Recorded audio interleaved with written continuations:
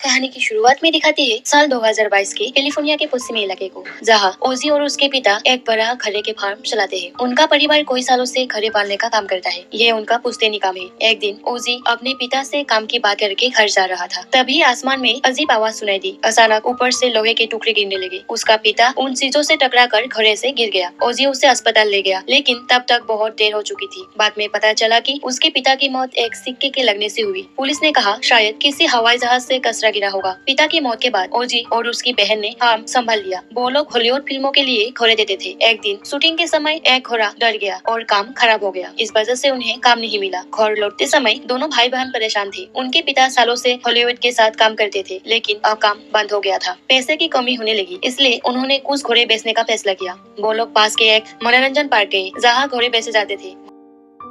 वहाँ एक आदमी था जिसका नाम एलन था। वो पार्क का मालिक था। उसने बिना ज्यादा बात ये घोड़ा खरीदने के लिए हाँ कह दी, लेकिन ओजी को पता नहीं था कि उस आदमी के पास एक बड़ा राज है। शाम को दोनों घर लौट आए। पिता की मौत के बाद भी उन्हें जिंदगी चलानी थी। घर में बहन को बचपन की याद आने लगी। वो कहती है कि एक घोड़ा उसे भी मिलना चाहिए था, लेकिन पिता ने उसे भाई को ही दे दिया। ओजी कहता है कि ये हमारी परिवार का नियम था। तभी एक घोड़ा भाग गया। ओजी उसे ढूंढने बाहर गया। घोड़ा दूर भाग गया था और अचानक गायब भी हो गया। तभी आसमान में फिर आवाज आई। ओजी ने ऊपर देखा और एक उड़ने वाली चीज दिखाई दी। ओजी घर आकर बहन को बताता है। बहन कहती है कि अगर सच में ये यूएफओ है तो हम इसका वीडियो बनाकर पैसा कमा सके हैं। अगले दिन वो लोग कैमरा खरीदते हैं और एक आदमी को बुलाते हैं जो कैमरा लगाता है। फार्म में बहुत सारे कैमरे लगा दिए जाते हैं। कैमरा लगाने वाला पूछता है आसमान की तरफ कैमरा क्यों है। बहन मजाक में बात टाल देती है। रात को फिर घोड़ा भाग जाता है। ओजी उसे पकड़ने जाता है, तभी आसमान से आवाज आती है और घोड़ा डरकर भाग जाता है। ओजी देखता है कि एक नकली घोड़ा आसमान में खिस कर चला गया। ओजी घर आकर कैमरा देखता है, लेकिन हर बार बिजली बंद हो जाती है। अगले दिन वो लोग एक मशहूर कैमरा वाले को बुलाते हैं। उन्हें समझ आता है कि ये चीज पास आते ही बिजली बंद कर देती है, इसलिए उन्हें नया तरीका चाहिए। उसी समय कैमरा वाला बताता है कि आसमान में एक बादल है जो कभी हिलता नहीं। उन्हें शौक होता है कि यूएफओ उसी बादल में छुपा है।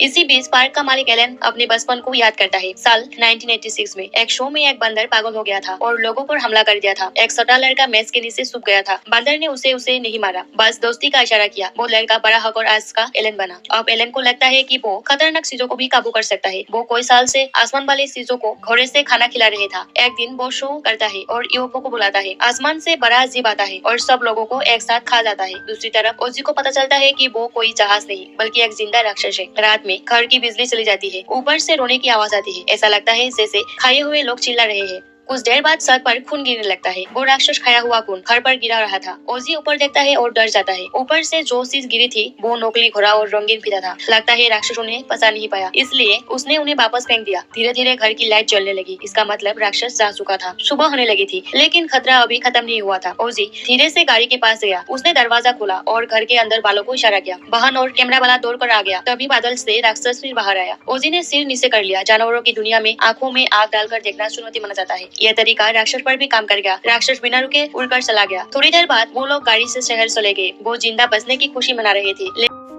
सबने कहा अब पैसे कमाने का सपना छोड़ दो, लेकिन ओजी खुश नहीं था। उस राक्षस ने उसके पिता को मारा और बहुत लोगों को भी खा लिया। उसने गुस्से में घर पर खून फेंका और नकली घड़ा भी फेंका। ओजी ने कहा कम से कम हमें अपने फार्म को बचाना होगा। अगले दिन सब फिर फार्म पर लौटे। साथ में फोटोग्राफर भी आया। अब टीम में 4 लोग थे। उन्होंने बैठकर प्लान बनाया। उन्होंने राक्षस का नाम रखा काउबॉय जेके। प्लान ये था कि बिना मरे राक्षस का साफ वीडियो लेना है। फोटोग्राफर हाथ से चलने वाला कैमरा चलाएगा। कैमरा वाला उसकी मदद करेगा। फार्म में 50 बिजली वाले पुतले लगाए जाएंगे। बहन रंगीन फीते बनाएगी, क्योंकि राक्षस को ये चीज पसंद नहीं। जब राक्षस आएगा ओजी उसे अपनी तरफ खींचेगा। बहन घर से सब देखेंगे, बाकी लोग वीडियो बनाएंगे। 5वें दिन लड़ाई शुरू होने वाली थी। ओजी ने घरे की आग बांध दी और उसे लेकर मैदान में गया। हर थोड़ी दूरी पर पुतला लगाया गया। जब राक्षस आता है बिजली बंद हो जाती है।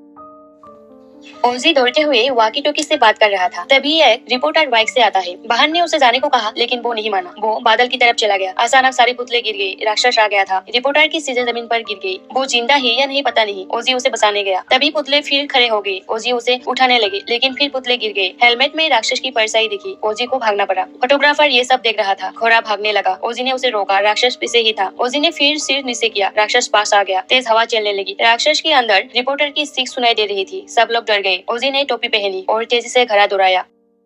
राक्षस उसे पकड़ने ही वाला था, तभी रंगीन फीता काम आया। राक्षस उस चीज से डरता था। ओजी बच गया। वो खुश हो गई, वीडियो भी मिल गया। लेकिन फोटोग्राफर और वीडियो आता था। वो पास से शूट करने गया, राक्षस ने उसे खा लिया। कैमरा वाला डर गया। राक्षस उसके पास आया लेकिन प्लास्टिक में फंस गया और वो बच गया। राक्षस फिर घर की तरफ गया। बहन घर में छुपी, लेकिन राक्षस ने घर तोड़ दिया। वो भागी। ओजी ने कहा, मोटरसाइकिल लेकर भागो। राक्षस गुस्से में अपना असली रूप दिखाने लगा। ओजी ने उसे रोकने के लिए खुद को सामने कर लिया। उसने सीटी बजाई ताकि राक्षस उसका पीछा करे। बहन भागती रही। दोनों ने बचपन वाला इशारा किया। दोनों रोने लगी। राक्षस फूल जैसा खुल गया। बहन बाइक लेकर मनोरंजन पार्क भागी। वहाँ बड़ा गुब्बारा सोरा। राक्षस उसे खाने गया। बहन ने हाथ वाला कैमरा चलाया। राक्षस ने गुब्बारा खा लिया। अंदर दबाव बढ़ गया। गुब्बारा फट गया। राक्षस भी फटकर मर गया। बहन खुश हो गई। डर खत्म हो गया। आखिर में ओजी घोड़े पर धुन में दिखता था और कहानी यही खत्म होता है। दोस्तों, ये थी नो फिल्म की कहानी। आप लोगों को कैसे लगी? अगर अच्छी लगी हो तो एक लाइक जरूर करना और चैनल को सब्सक्राइब भी कर देना। फिर से मिलेंगे ऐसे ही नई नई कहानी के साथ।